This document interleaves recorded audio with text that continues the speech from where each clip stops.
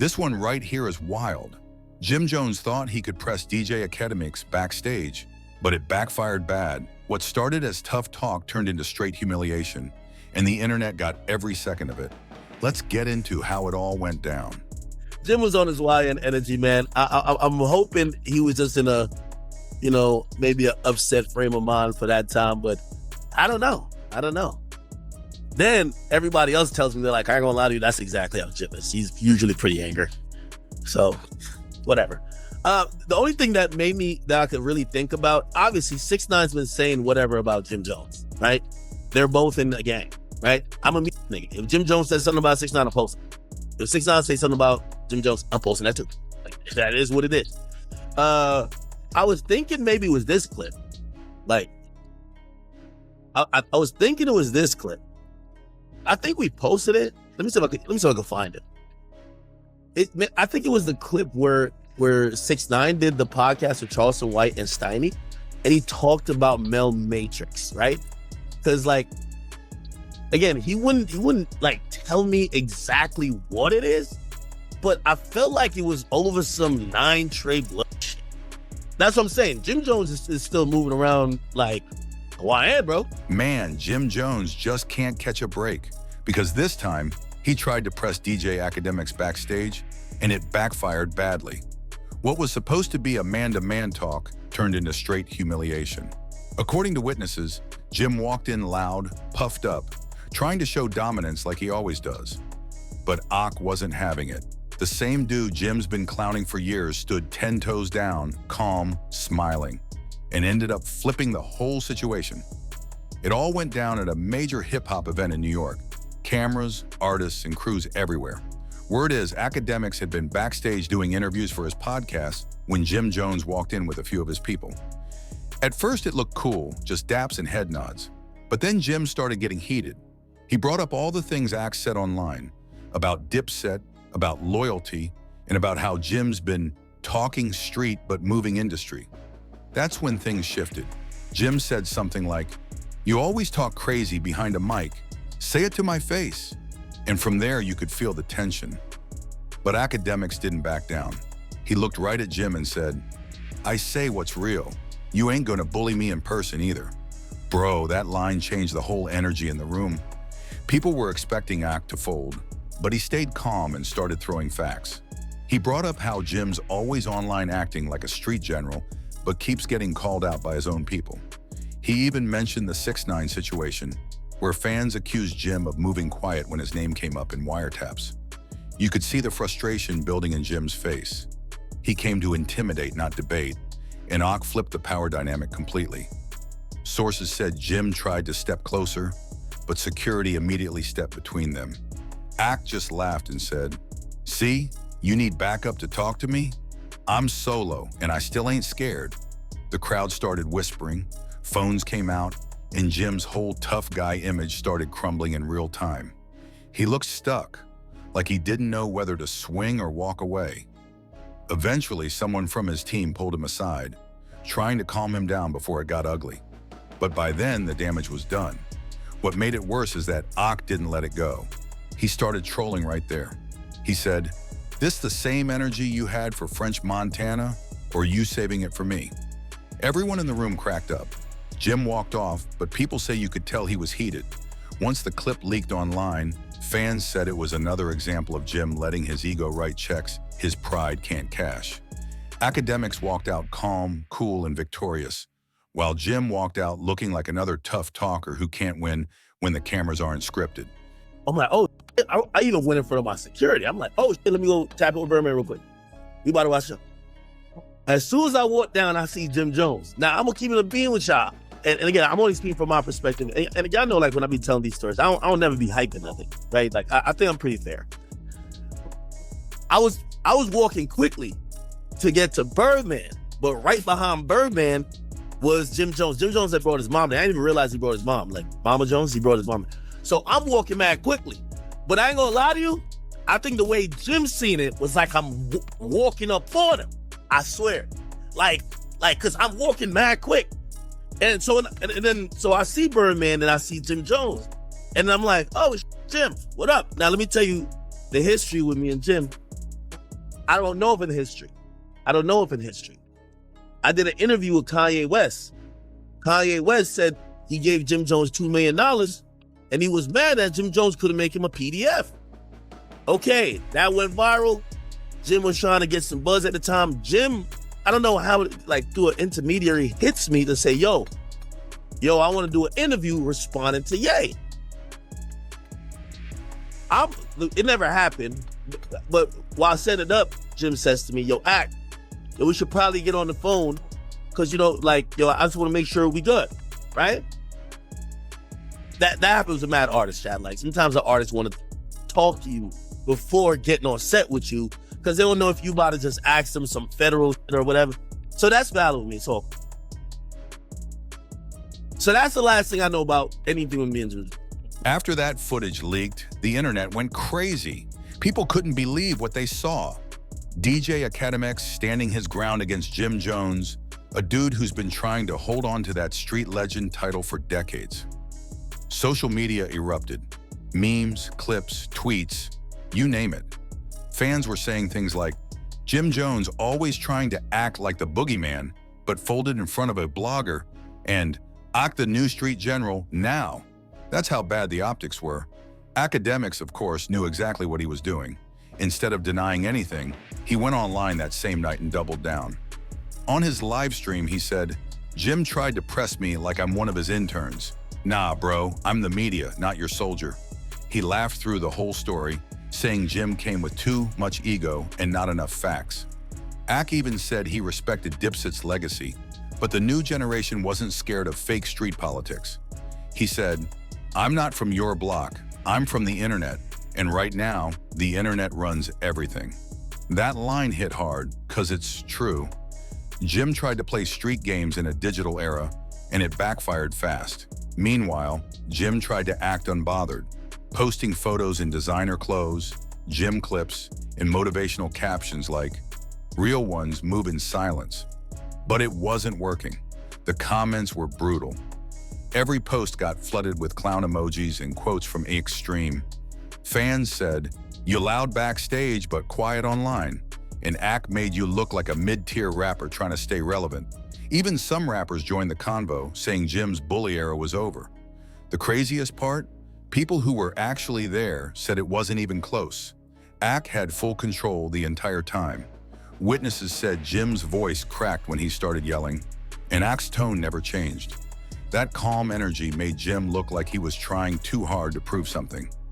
One person described it perfectly.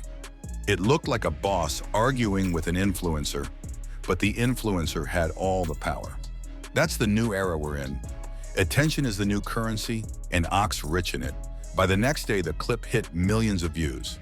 Every major blog covered it. And just like that, Jim Jones, the so-called Harlem Capo, was the butt of every joke. It wasn't just a viral moment. It was a cultural shift. The new school media personality just humbled an old school rapper right in his own city, and he did it without throwing a single punch. Cool. So now, so when I see Jim Jones, I'm like, oh, Jim, what up? And Jim, what up back at me is a different type of what up. He's like, what up?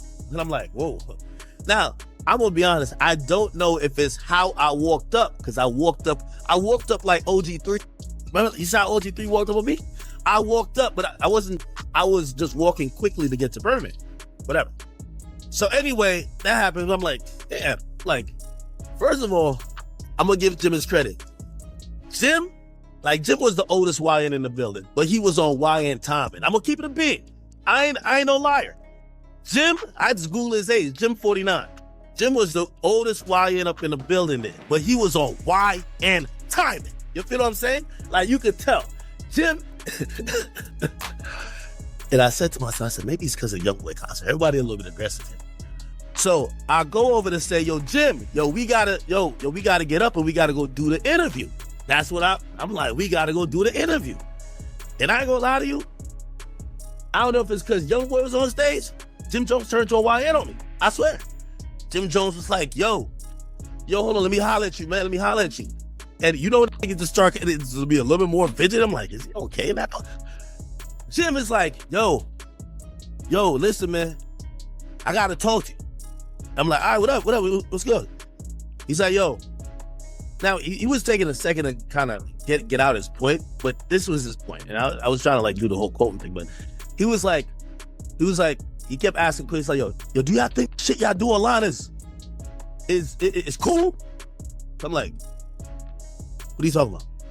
I'm kind of confused, honestly. I'm legit confused. And I know some people are going to be like, no, Accurate, playing dumb, but I'm kind of confused because I'm also trying to figure out what it could be, right?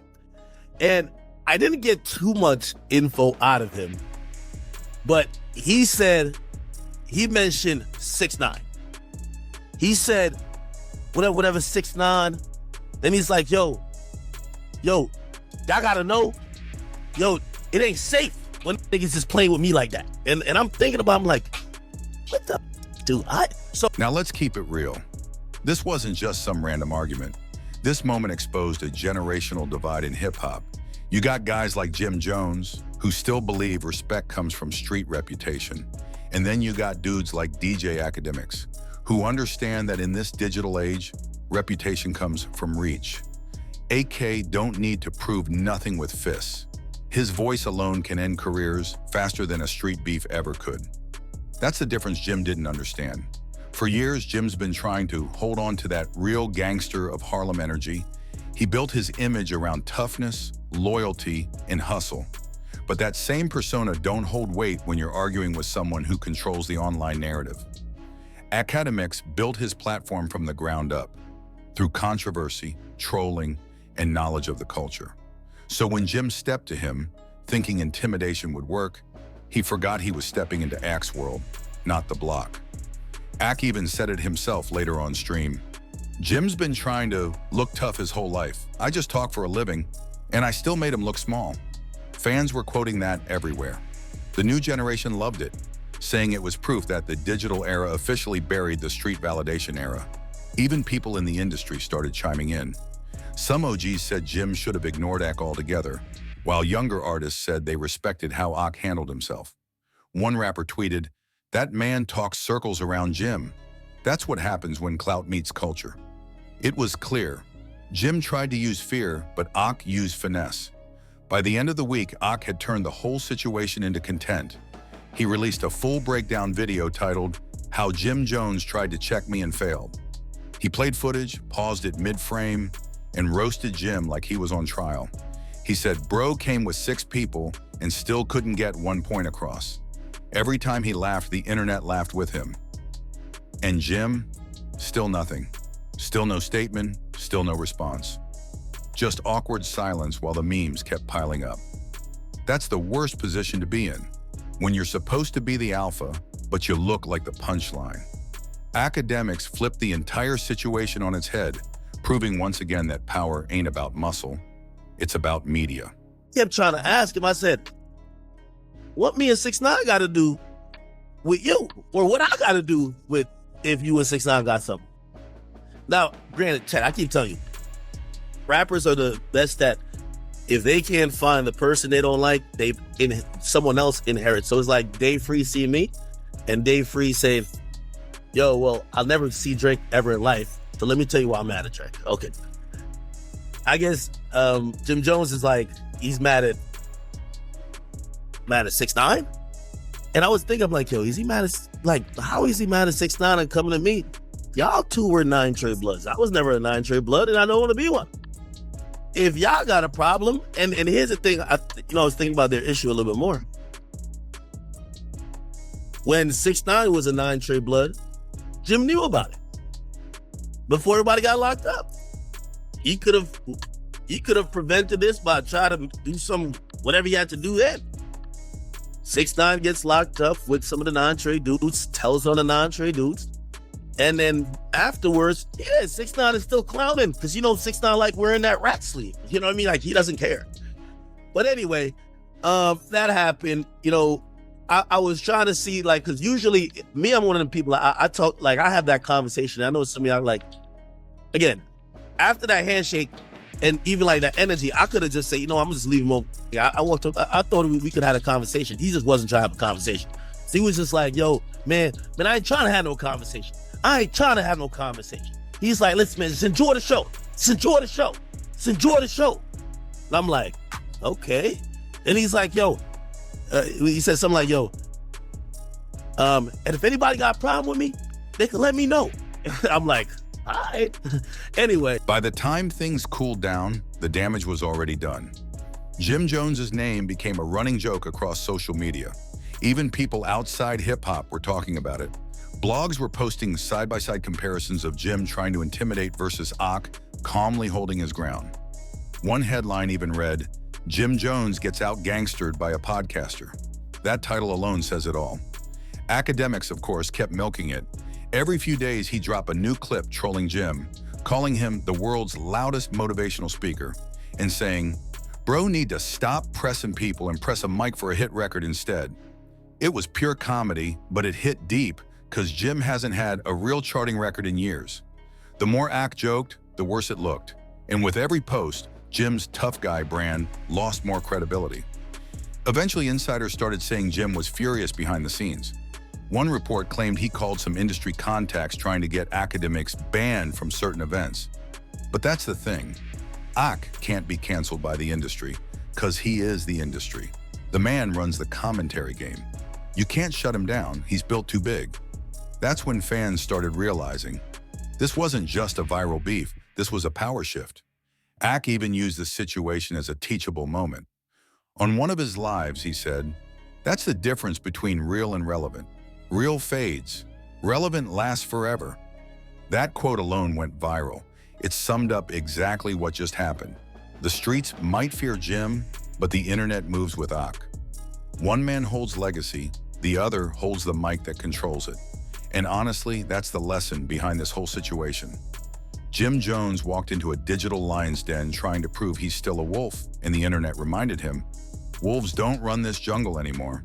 Information does. Akademiks embarrassed him without throwing hands, without raising his voice, without flinching.